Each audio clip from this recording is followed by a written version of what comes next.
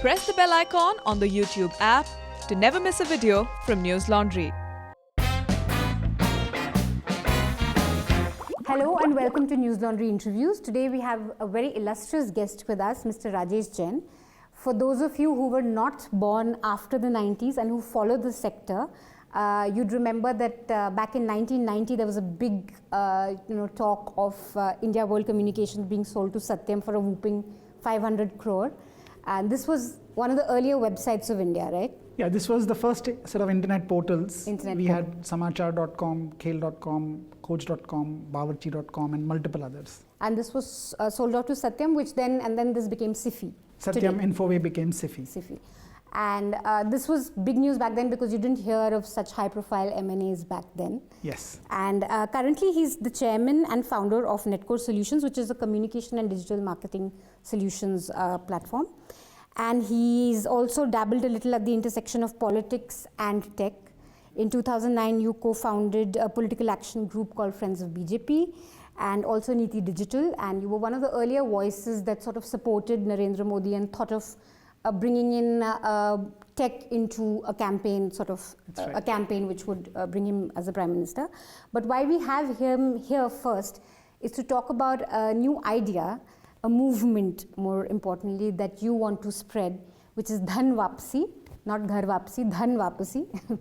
So briefly, what I understand from this, at the very core of it, what you're talking about is giving public wealth back to the public. That's right. But tell us a little about Dhan Vapasi, how you got the idea and what does it really consist of? See, the fundamental point is that India is rich, but Indians are poor. Yes. So after 70 years, if you look at some of the statistics and the numbers, the median household in India earns 10,000 rupees a month. Their savings are probably a fraction of that. Many households are in debt, so have negative sort of net worth, negative wealth. And it should not have been like this. All Indians should have been at least 10 times wealthier by now. If you look at China and South Korea and Singapore, about 50 years ago, they were comparable to India, all of course very small in per capita income. Today, China is 5 times in terms of per capita income. Singapore is almost 35 times. And South Korea is 15 times. So why are Indians poor? Indians, when they go abroad, tend to do very well. Yeah. So when we thought about this problem in a small group, we realized that one of the big issues really is that the wealth of Indians, and we don't even know about this, is essentially controlled, locked up, whatever we call it, by the government. Okay. And a lot of it is sitting unproductive, sometimes misused, abused, disused. Now, what is public wealth? I think that's a very important. Yeah. How would you define public wealth? So public wealth is really in 3 parts. And we are talking primarily of surplus public wealth here. Yeah. First is the public lands. So there are lots of, you see, Government of India, whatever lands which are there. In Delhi, Lutyens Delhi basically is almost 90% controlled by the government. Okay. It's technically owned by the people. Then you have Delhi Cantonment. You have various other properties. Defense, railways also apparently owns a lot of land. Absolutely. And in fact, there are army cantonments in 65 Indian cities, bang in the middle of lots of these cities. And this was fine in, say, the 40s till 47. In free, independent India, this makes no sense. So first is public land. The second is the public sector undertakings and all their assets. So government really has no business in being in many of these businesses, Air India and so on. I mean, we've seen the money which has gone into Air India already. So the public sector undertakings, again, there's 300 plus, almost 300 central public sector enterprises. And there are a lot of others, the banks, public sector banks, insurance companies, and so on. So there's been a deep spread of government ownership into all of these things, again, which the government really has no business doing. And third is all the mineral wealth. A lot of it is given out or taken away by cronies, friends of people in power, and so on through the years. Now, this is wealth which should really belongs to the people of India. And we've done a full breakdown of this. How much is this? And we actually shocked at the amount. It's 1,500 lakh crores. We have a wiki which gives the details of all of this. 1,500 lakh crore. Yeah, so 15 followed by 14 zeros. Okay. And that comes to 50 lakh rupees per family in this country. Okay. Which probably most people would not even know that it is actually theirs. This is surplus wealth. So we're not talking of things which the government really should be doing. This is largely So when you unproductive. say land, you mean land unused but being held by the government? I'll give you an or example. PSUs that aren't doing well, or No, in fact, none of the PSUs. all are doing- PSUs, basically. Yeah. Today makes no sense for the government to be in the aviation business, in the telecom business, and many other banking business, I would say, insurance. Okay, all of these are best done by the private sector. I mean, look at banks. The government-controlled banks have already lost NPAs, Yeah. 10 lakh crores, Yeah. which means every Indian family has lost 40,000 rupees. It's this public probably not- money which is gone. It's our money which has gone for every Indian family. Air India, we all have spent 2,500 rupees every family in just funding Air India, and we continue to fund it. So government has no business being in these sectors. This is wealth which should really it belongs to the people, and they should go back to the people. So they can craft their own path to prosperity. What is happening in India today?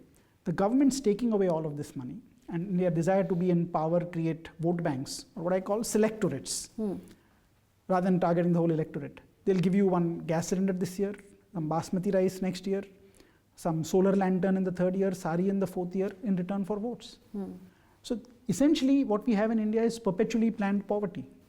We have more poor people now than we had population of India was at the time of independence.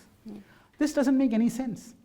How do you make Indians rich and free so they can decide on their own path going forward? And that's where the idea of Dhan Vapasi comes. But how do you, okay, that's actually quite a lot of common sense, and some of it has also been said that the government should not be in the business, should be governing, they should not be controlling businesses. And that was also one of Modi government's maxims, that we'll stay out of businesses.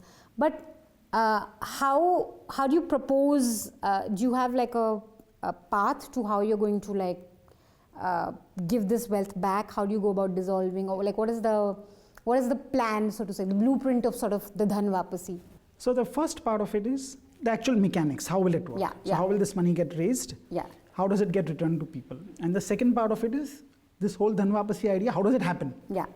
Okay, so the first part, basically, what we've done is we've drafted a full bill, a Dhan Vapasi bill, Yeah. and we've outlined the detailed process. And there are 4 parts to that process. First, identification of all of these assets. Sometimes, when you ask people in government, they themselves don't know what is owned by them or controlled by them, owned by the people, controlled by them. There's encroachment in many areas and so on. So, but identification of the assets, restructuring them so that the titles are clear, they can be then for the third step, which is auctioning. Okay. And from there, So you auction it out to private players? yes, domestic, international, the color of money does not really matter. But auction it out so that private people can private companies, entrepreneurs can make the best use of this. And therefore create wealth. The objective is really wealth creation, and therefore economic growth, job creation, and so on. And then the fourth process is getting the money and actually returning it back to the people. So which can be done through bank accounts, direct benefits transfer, whatever, linked with people's accounts, authenticated by Aadhaar or any alternate mechanism. Wow. But now, I think that just speaking about the process of how you do it, even if, so to say, the government agrees to sort of give up or auction the assets out, don't you think every government would want to hold on to the wealth and then say, okay, we're going to make roads, or we're going to put this in healthcare or education? No government would ever want to, You are absolutely right. give the money back to people. Yeah, so we sent the bill, we drafted it in September, sent it to the Prime Minister's office, sent it to every Lok Sabha, Rajya Sabha MP. We got a thank you note from 6 of them, and there are 780 totally, nothing Who after that. sent you the thank Yeah, a you? few of them did. Okay. Now, you are absolutely correct. What governments want to do is to keep growing. Yeah. Okay, they keep accumulating more and more, and that's what we are seeing in India. So they're not going to do it. The question is, how do you make it happen? Yeah. The people in power basically are not going to do it. So what we need really here is a people's movement to make something like this happen. First is the awareness, that you actually have all this wealth. I mean, today what are we saying? We are telling people that, look, you're poor, okay, we'll give you little driblets every year, and it may free take rice, free saris, free free whatever, saris like or you said. freebies, etc. I mean, now they have started, of course, if you don't have a job, we'll give you some unemployment money also. Yeah. I mean, it's crazy, really. This is madness, what we are doing out here, because we are destroying lives out here. Now, what needs to happen is that once people understand that this is their wealth, the government has, what is happening here is really theft. The government cannot come and say that, look, you know, let us keep it and we will do something with it. This is something which belongs to the people. People have the right. Every family has the right to decide how it's going to make use of that. Now, government is not going to do it. People in power are not just, like you said, not going to just come overnight and say, give it back. What we need to do is create a mechanism. And that's the second part of the political part. Create a movement, create a new type of perhaps political party, a political platform, an Uber for politics, which lets people come together, demand this money back, get their own candidates elected to the Lok Sabha in the next elections, pass the Dhan Vapasi bill and put India on a path to prosperity. Easier said than done, but this is the pathway. Another question that comes to my mind is when you say that you would want to give land or PSUs or even mineral wealth to private players, there's an implicit trust that we are placing in private corporations. But something like a land resource, you know, you've seen sometimes with what companies do with land in terms of just using it up with very little responsibility. How do you then ensure that private corporations and private players are responsible in how they use up natural resources, for example? In fact, flip the question around. People in government actually they have no incentive or very little incentive to actually make the right use of these resources. Take central Delhi, Lutyens Delhi. This is the place where if it's actually used correctly, and private players can actually do that, you should have affordable homes, housing, schools, colleges, hospitals, parks, all of this stuff. The schools, offices, office complexes, factories, whatever is there, that is what's going to create jobs, that's what's going to create economic growth.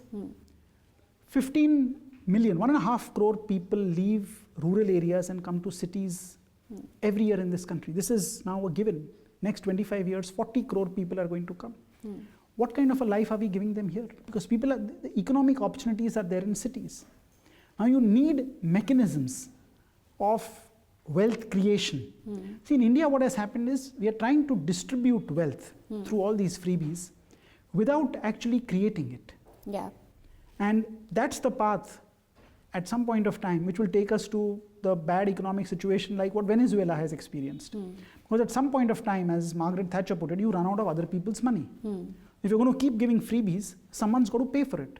And that they then collect through taxation. Yeah. Even what you said earlier, that there are some legitimate role for government, absolutely. Yeah, like an argument which is usually given for some sort of government, not control really, but some sort of government partnership is to say that, okay, it has more incentive to care about the people because it's elected by the people. A company is only responsible to its shareholders. It's not going to care about public good, which a government is entrusted to sort of So there are 4 or 5 things which really are a core role of government, which the government is not doing well in India because it's doing 5,000 other things. Okay. So it should be defense, essentially. We are unable to put funds into defense modernization. Protecting the borders is the #1 responsibility for a government. Internal, the police force. Law and order is very critical. Yeah. I mean, again, there are no reforms there. There's very limited spend there. Judicial, rule of law. Without having courts that work, that get justice on time, you can't have a proper democratic or a proper setup in the country. Urban and rural infrastructure. The things which private players will not be able to. Healthcare, education. Healthcare, education, I would argue that a lot of this can be provided by private players.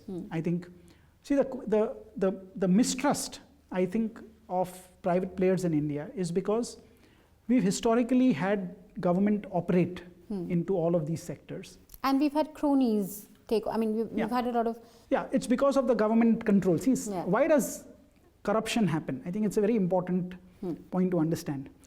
You and I do a transaction, Okay, there is no corruption. The problem is when I'm doing a transaction with someone in government, because that person has the monopoly, has the discretion, and in most cases has no accountability. And wants to come back to power. And wants to come back to power, absolutely, get re-elected and so on. That's where the corruption starts happening. In private banks versus public banks, private banks, the shareholders will actually bear a responsibility.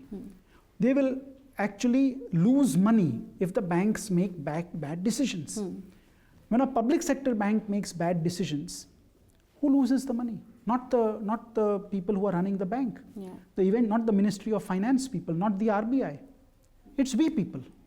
So what's happening here is that the losses are spread over, of course, crores of people. So no one notices. When it comes to a few hundred rupees, 1,000 rupees, private sector, even if, so the earlier point that if they get the land and if they make right decisions, wrong decisions, there are people there who will bear the consequences of wrong decisions. So they are going to do what the market wants. And markets are about voluntary transactions.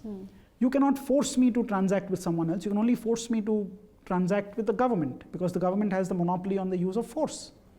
So it's a very different world when it's government which starts coming in. And the people in power essentially tend to, the goal is not really creating prosperity, not creating wealth. When a politician gets re-elected, the self-interest of the politician is, I want to get re-elected, I want to come back to power. It's not about, okay, let me create wealth for everyone in India, let me create prosperity for India. That does not happen. And it's just human nature, it's self-interest which drives them. They are just like people like us, they are not saints or angels who are there in politics. So the powers of government or those in government must be constrained. And so a laissez-faire economy, because you want less of governments in... Yes, because if you study the countries which have become rich, what is the formula for them? And I think it's a simple formula. It's basically limiting the powers of government, which means maximizing individual freedom. So we are all free then to decide the way we want to spend our money, our resources. Then there is a rule of law, because if you can't enforce contracts and you don't have property rights, it doesn't work. You have to let markets operate. You have to have trade which really works. So free markets, free trade. And in India, we've never had any of these things in the last 70 years. We've just had one part or one side of the story. And now we have 70 years of evidence to see where we have landed up. Now, I think that one other question that comes to my mind is that it's a very, it's a great idea in theory of letting market take over really. But this works great in countries where you have strong regulatory bodies, you know, who are looking at private players, because it is not as if they are immune to greed or to wrongdoings or to, you know, to staying in business is also sort of a power trip, you know. And what you essentially need is good regulatory bodies overseeing private players. How strong do you think are Indian regulatory bodies to sort of, even if we have a situation where it's complete, you know, market run, or if you have private players who are running the show, how do you think our regulatory bodies are strong enough to sort of let that be a robust and a fair system, so to speak? You know, the best regulation is competition. Okay. Look at the airline sector, look at the telecom sector in the last 10 to 15, 20 years which have happened. Till you had one airline, you had one telecom company, and you know the outcomes which were there. You see the last couple of decades and the growth which has happened. I think in a lot of the places, customers with their wallet are the best decision makers. The government's role really is that of an umpire, of a referee. The problem in India, government becomes a player. And then the rules it's match fixing. The rules get fixed in their favor, as we have seen in multiple sectors. But do you think we currently have the regulatory bodies strong enough to sort of oversee a system where private players are the... You need light regulation. In India, what's happening actually is you do have regulators. In many cases, the regulators are also taken over. So what they call regulatory capture by different sort of organizations. I think if we let markets work, there's someone has said it very well, you know, markets fail, and therefore we need markets. Markets have great inherent self-correcting mechanisms because it's a person, it's an individual with money who's making the decision, should I buy this product or that product? You cannot force that individual to do a transaction with any particular entity. And then you have entrepreneurship.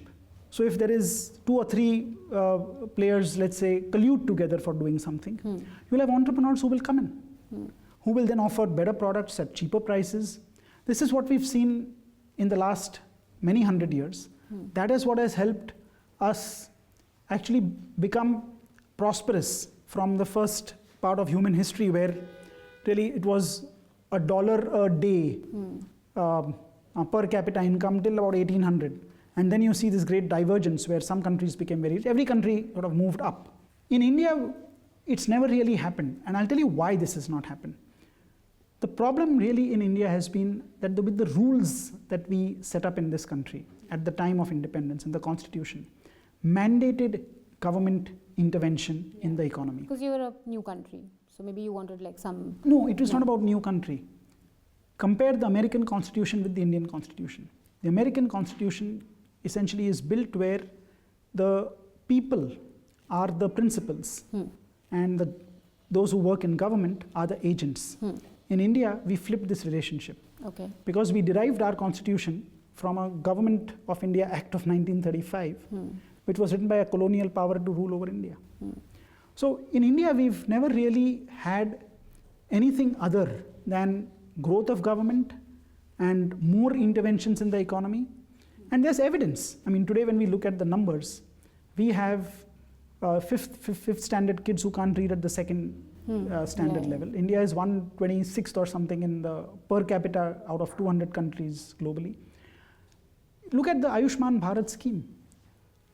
10 crore families, 40% of this country, cannot afford to pay 100 rupees a month for 5 lakhs worth of insurance.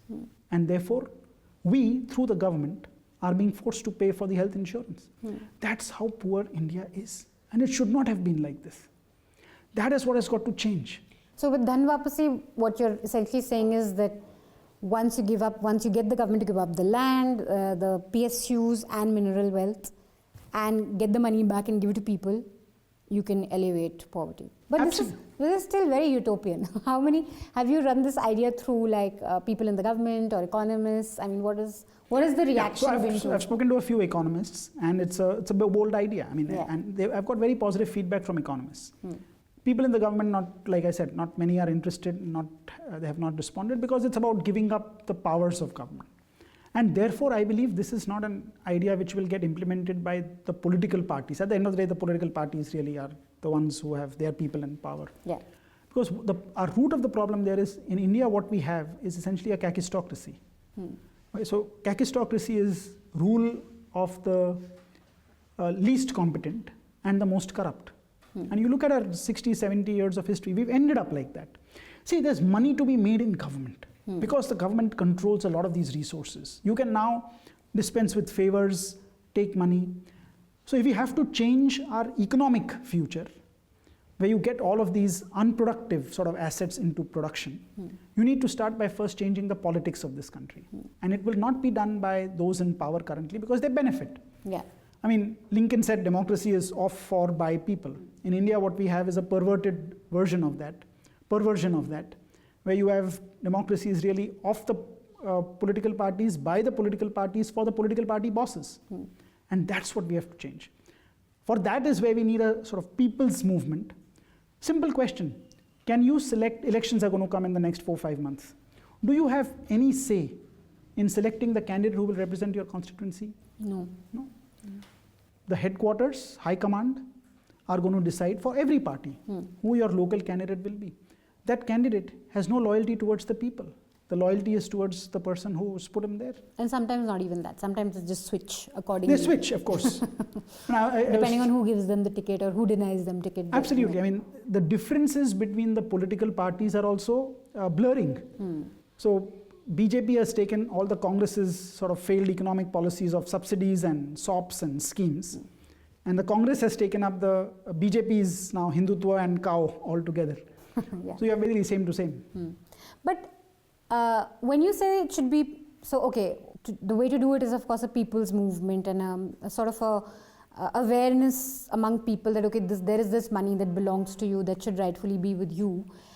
Do you think people also get it? Because I think in India, a lot of us also look towards the government to do things. We want them to sort of take care of us. We look towards, I mean, I think even if people would want the money, there's this sort of reluctance there's this sort of understanding that, okay, no, it's the government that's supposed to be, looking at these aspects. How would you change that mindset? Yeah, it's a hard one to change because we've gone through this for like 3 generations after independence. What we have to do is to first persuade people that this is your money. Ye hak ka paisa hai. This is not an entitlement. This is your right. What we need in India is a prosperity revolution. In the 70s, Jayaprakash Narayan gave the call for Sampurna Kranti. What we need right now in this country is a Samriddhi Kranti. The next government must be a Samriddhi ki sarkar. What we are talking today is about everything other than prosperity. What are going to be the future? How is wealth creation going to happen? No one's talking about that. It's either divisive issues around caste and different related themes, or it's about, okay, how much will we give you? There's a challenge. People have to be the awareness has to be created that, look, the cost of that gas cylinder is what you are not getting. So you're seeing the gas cylinder, but what you're not seeing is the 1 lakh rupees which you should be getting every year by right, which is yours. We have to make the next election not about Mandir Vapasi, but about Dhan Vapasi. That's really the focus which needs to be there. Which brings me to your earlier days, back to 2009, when you were one of the early supporters in terms of entrepreneurs who supported Modi. How would you, firstly, where do you position yourself in terms of the right-left spectrum economically? You'd call yourself right of center, right, or how would you describe your own politics? Yeah, the correct word is classical liberal. Okay. But not many men know that. But typically economic, it would be right of center. Right of center. Yes. And what made you, in the early days, support the BJP? What were your expectations from the party? What did you see in Narendra Modi as someone who could lead the country, or someone who's worthy of support for a prime minister? So my entry into the political space was almost accidental. Okay. I mean, in 2008, a friend of mine asked me a question. He said, Rajesh, your son, when he grows up, he asks you a question. Papa, you saw all that was going wrong in the country. You had the time, you had the money, why didn't you do something about it?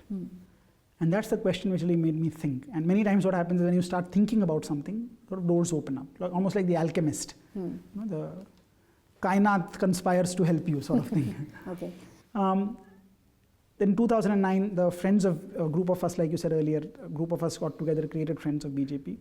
And I wrote a blog post that time that BJP is, what we saw at that time, is a lighter shade of grey. Okay. I hold the Congress accountable, really. They governed the country for the most time. And the poverty which is there in the country, the lack of prosperity, has to be laid at their doors. They are. And also the obsession with control. I mean, yes, the license, permit, quota, Raj, all of these things. And you look at it, that's the reality. I mean, it's not just anecdotal evidence. The numbers basically bear testimony to that. So that's where the BJP support sort of came in at that time. Of course, BJP lost their election, and then I got to interact with Narendra Modi after the election. And out of all the leaders which I had met, I think he was, and I had met quite a few of them in the 2009 period, he was head and shoulders above everyone else in his ability to listen, to absorb new ideas, to be able to get things done. And Gujarat had a good track record of many of those things in power, in the roads infrastructure, and many multiple things. But then I said that, look, if I want to do something to help change, and the Congress scams were breaking out at that time, if you remember, the UPA too. I said, look, I can't just be on my own. If I'm just alone, I can't win. I have to set up something like a small team which can actually make a positive contribution to the election. That's how Niti Digital started. So with my own funds, I set up a 100% team in 2012 to work in media, data analytics, and volunteering. So from the outside, essentially. And I borrowed some of the ideas from, say, US elections, political science ideas. It was the early days of using data in tech. Tech phones were becoming available to people. Internet was spreading at that time. And the hope and the belief was that Modi-led BJP government with a majority would really come in and transform the country. And so essentially dismantle the anti-prosperity machine which had been running for all of these years. And how would you now rate their performance? We're close to the next general elections, 2019. How would you rate the Modi government's performance, economics, purely economics? Yeah, see, I think it's been a case of, it's been disappointing because it's been missed opportunities. See, look at the mandate of 2014. First of all, it's a majority, first time in 30 years. Oil starts falling from $130 to $40. So it's a great windfall which has happened compared to the previous years. There's a leader who can essentially sell anything to the people of India. I mean, for the first time, I think in a generation, we saw such an inspirational leader.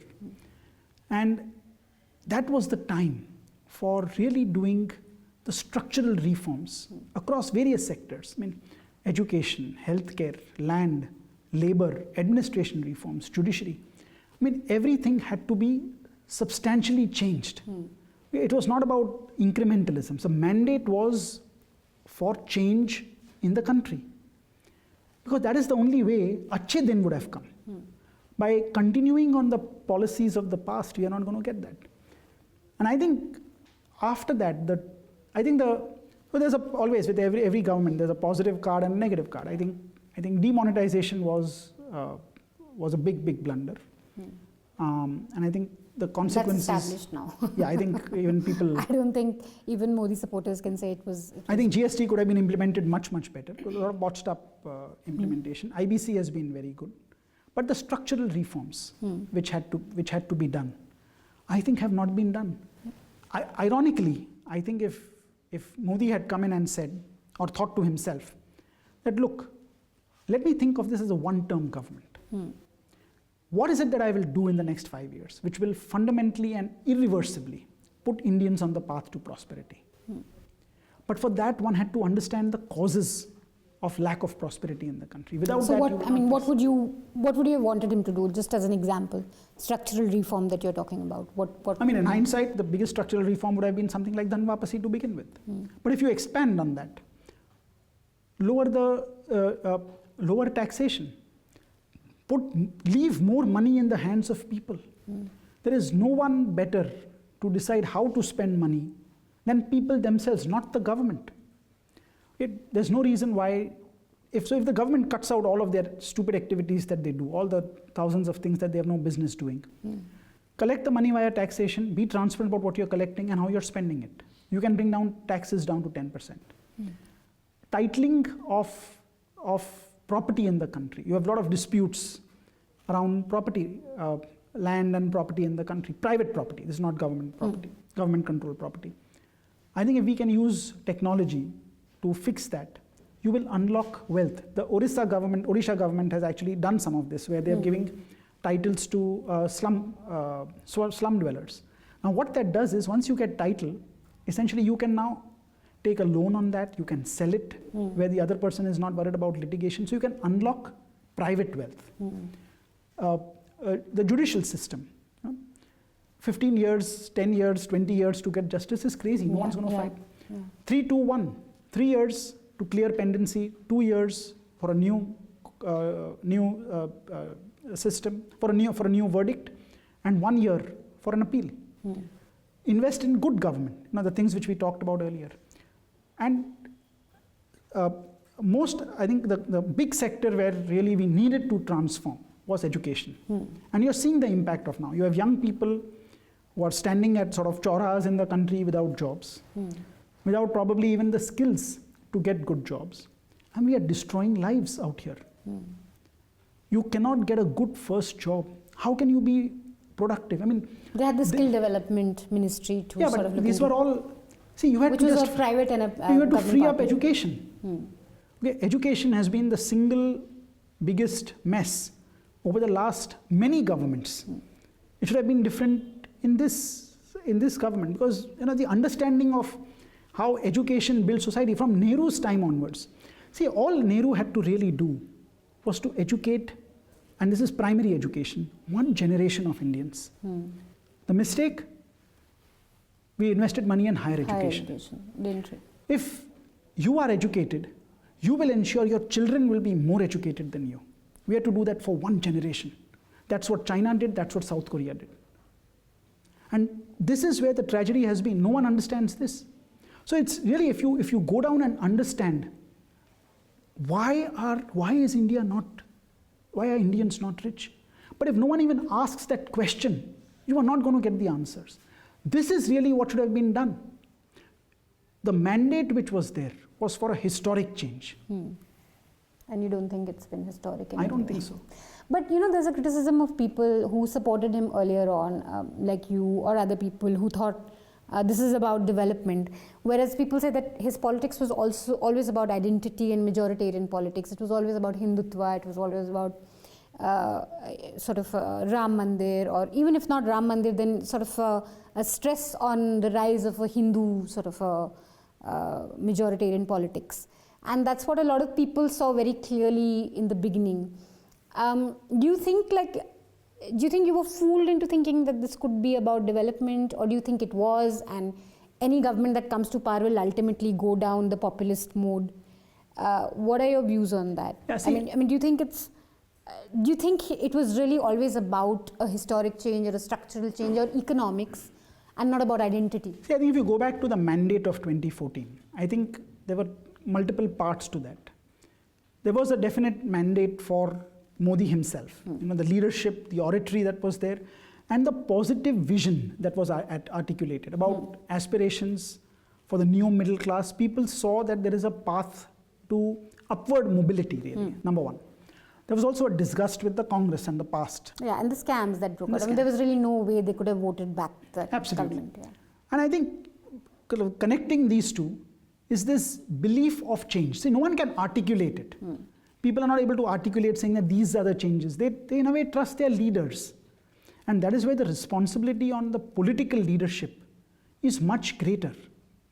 But the understanding of, the simple question, why is India poor?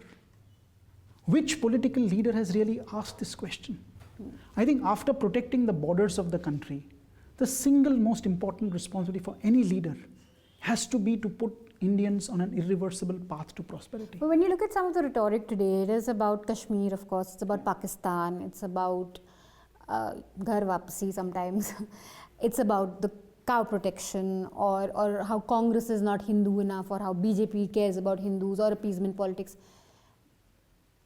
I mean, why should we believe that the BJP was really about development when some of its rhetoric has now come down to really about identity politics, like many other governments? See, I think so. This goes back to... And one more question to add to it. Do you think it's inevitable? Do you think fundamental issues for people will be about identity and not really so much about...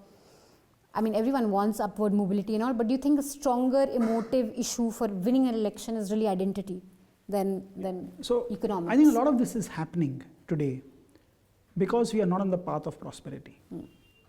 So let's think about it. If the changes would have been done, if the entrepreneurial spirit, if individual freedom, if what we talked about earlier, all the changes, the Dhan Vapasi ideas, etc., if a lot of that would have been unleashed, it would have laid the foundation for a very different India in the next 3 to 5 years after the early part of 2014-15. In that scenario, I don't think we'd be having these conversations. Because then the thing is, once you raise the expectations of people, once people experience economic freedom, no one wants to go back to a world where you have constraints put on what you're doing. I think part of the reason you're seeing all of this is there is a vacuum. The economic prosperity or economic growth, job creation, etc., is not matched up to people's expectations. Now, obviously, something else has to fill that. And in a country where really there are only 3 ways to unite. So for a political party, how do they win elections? You can either hope for a summation of state elections, in which case it's sort of local issues, caste, etc., which will dominate, which happened to a large extent between 84 and 2014. Or you can look at a wave election. So the wave election, I think, is only 3 ways to create it. You either hand out lots of money to lots of poor in the country, because sadly we still have a lot of poor in the country. The second part of it is unite people around identity. So that the Hindu identity is, there are 80% Hindus which are there, so obviously naturally you look at that. And the third is at a higher level is about Desh Bhakti, basically at the country level. At the country level you need an enemy outside of the borders of the country. Now that is very hard to do, and that's why you're left with either the handouts which will be required to the poor, and that's, you're seeing it in every manifesto now coming up. From the farm loan waivers to the various kinds of SOPs and for unemployment and all kinds of things. Or it's about identity, because for a political party it's how do I energize my base and how do I get the little extra that I need to stay in power. So my last question is going to be on this, in fact, because you were, with the BJP, so to speak, at 2014, saw a wave election. What do you think about 2019? Do you think you would see that sort of a wave election where you have Modi winning a majority, or what is your sense of where people are going to go? Even though, I mean, I'm not as a psephologist, but as a, somebody who's been keenly watching politics. So conventional wisdom, if you ask people today, and I don't think that will change with the outcome of the state elections, we are doing this before the state elections, is that BJP will probably end up losing 80 to 100 seats. Because just what you've seen, the outcomes of the state elections since 2014. And also there is a rising anger about different things, whether it is on the economic side. You look at the farmers' problems which are there. Again, what farmers really need is freedom, not constraints, and we are giving them exactly the opposite. Loan waivers are not the solution. Farmers, the lack of jobs which are there, sort of the promises unkept which are there. And small businesses also seem to be because of all of these factors actually influence voting outcomes. This is conventional wisdom. Now, I've said this in one of my earlier videos that if BJP gets less than 230 seats, it is very likely, depending on how low their tally falls, that there could be internal tussles within the BJP because they will need to get allies. And allies will probably may want a person other than Modi heading it, because allies will also want to make money in the ministries. Modi will not probably allow them to do that. So that's, I think, the reality. We want maybe someone more pliable out there. Also, the BJP wants to take on the regional parties in the state. So they will want a truce out there. You can't be supporting at the center and be fighting them at the state level. Now, obviously, if you play this out, this is conventional wisdom. If we can discuss this, I'm sure the top brass of the BJP also knows about this. But the question to really ask, which I don't see anyone doing, is what will Modi and Amit Shah and the BJP leadership do to get to 250 to 300 seats? And I think this is where what I would say is that what they need are what I call nuclear options. Because the conventional approaches will not make much of a difference. What are the nuclear options? I think it's really, what do you do to convert 2019 again into a wave election? See, there's a big difference between the environment 5 years ago, in say late 2013 to now. You had already seen a lot of the rising anger against the Congress, the spontaneous momentum for Modi. We had a lot of people volunteering across the country, going out door to door through their social media handles, basically spreading the word about Modi. That already started to happen. That same excitement is missing now. And that's where I think it comes down to the options around, handouts to the poor. I think that's where perhaps the RBI tussle is there. Can you get 1-2 lakh crores, which you can then distribute among the poor? At least promise them before the election. Money comes after the election. Don't give them before. At the identity level, the Hindu, because that's a large vote, 80%. So if people vote by caste, it doesn't help. To create a wave election, you need to vote people to vote at the identity level. And third is, of course, at the nationalism level, basically at Desh Bhakti level. Not many other options are there. But considering what your agenda is to have less governments in business, which government do you think is more likely to, if not fully implement your idea? Because it's really, I for one, it's very difficult to imagine governments to let go of the money that they have on them, simply because elections are also so expensive. Parties need to make money when they're in government, and most of them are doing that. They're making money for their own party to win elections.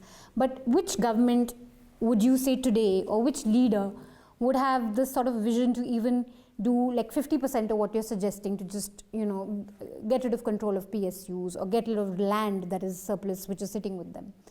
Who would you look at as someone who's even willing to be that, even 50% of that? The answer is, of course, none of the above. None of them. And that's where the next election presents us with a very unique opportunity. There are 70 crore Indians who are not aligned to any political party. How do we know that? I'll tell you. Out of the 100 crore people over 18, 15 crore are core BJP voters. I mean, there are people who will vote on the symbol. You don't have to do anything to them. They're going to go out and vote. About 10 crore are Congress. Another 5 crore are regional parties. This is 30 crore. And you can do the arithmetic on the previous election outcomes which have been there. The other 70 crore fall into 4 categories. And this is very important because this creates the opportunity for what I'm going to just describe. 30 crore people are sitting at home on election day. 10 crore people are over 18 and not registered. No election, no voter ID card. Another 15 crore are voting for small parties and independents who have no hope of winning. That's a wasted vote, effectively. Another 15 crore are floaters, undecideds. They will look at the hawa of the election close to the day of voting, or depending on who's paying them for voting in a particular way. But they have no loyalties. The question is, can a movement be created out of these 70 crore people, what I call the Shakti of these 70 crore people, to create a Lok Sabha of independence?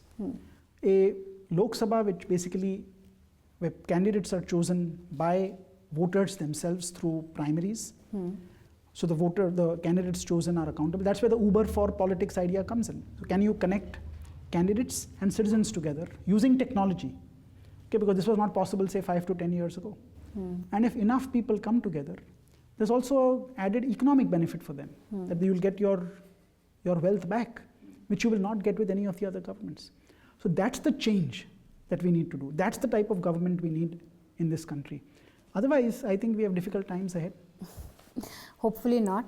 Thank you so much for speaking with us, and best of luck with your idea, and I hope we get to see some movement on that. Thank you very much, Manisha.